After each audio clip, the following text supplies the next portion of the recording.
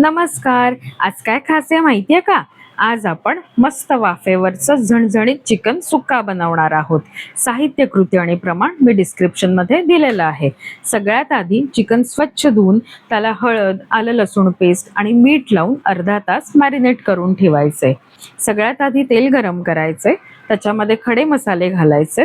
खडे मसाले घातल्यानंतर आपल्याला बारीक चिरलेला कांदा घालायचा आहे. आपल्याला कांदा जरा जास्त लागणार आहे. कांदा गुलाबी रंगावर परतला की त्याच्यामध्ये हळद टाकायची आणि इथे मी प्रकाशचा कोल्हापुरी चिकन मसाला वापरलाय. अर्धा किलो चिकनसाठी 1 पाकिट पुरेसं होतं.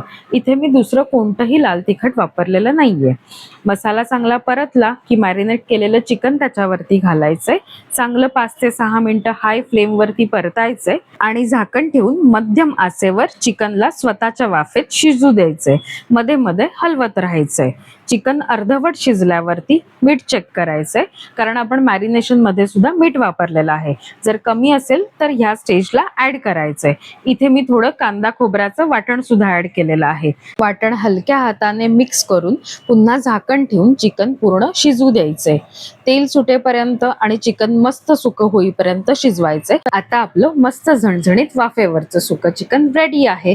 भाकरी किंवा भातासोबत सर्व करायचंय. रेसिपी आवडल्यास लाईक, शेअर, सबस्क्राईब जरूर करा.